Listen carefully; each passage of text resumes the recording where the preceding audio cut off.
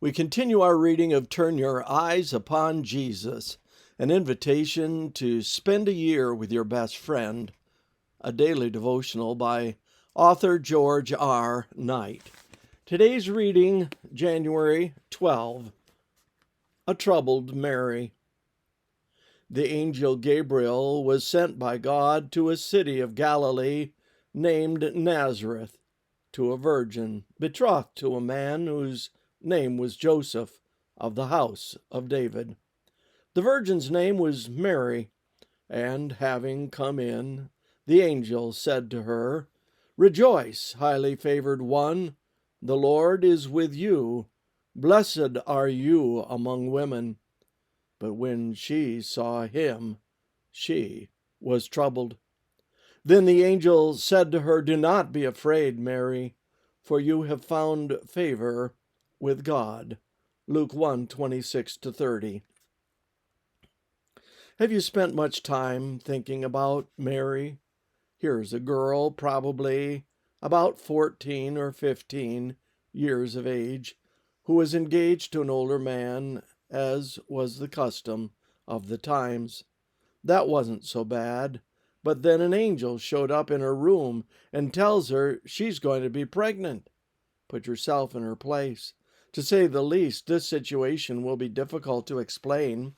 After all, you can't exactly hide a protruding abdomen.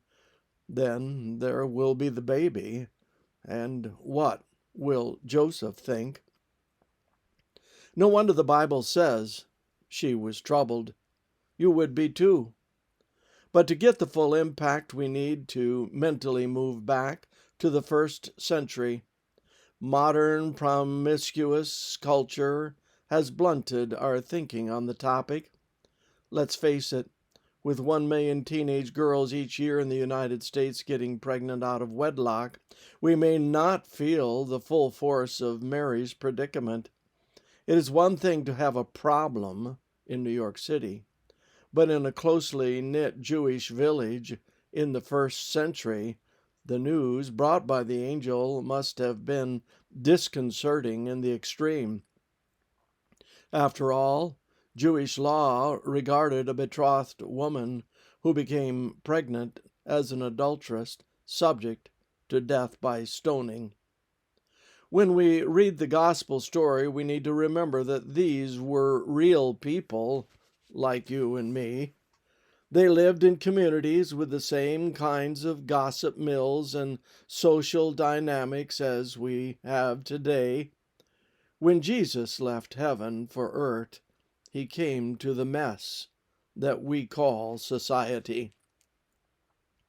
As I think of Mary, I imagine my own daughters if they had been in a similar situation, and my heart shudders. No wonder Mary trembled. But the God who knows each of us knew her, and the angel noted that she would rejoice because she was highly favored and blessed.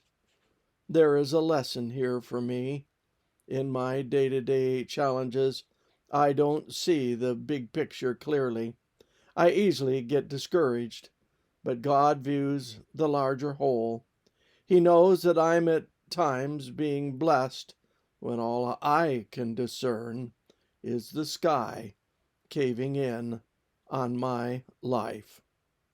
Lord, give me the eyes of faith so that I might truly see.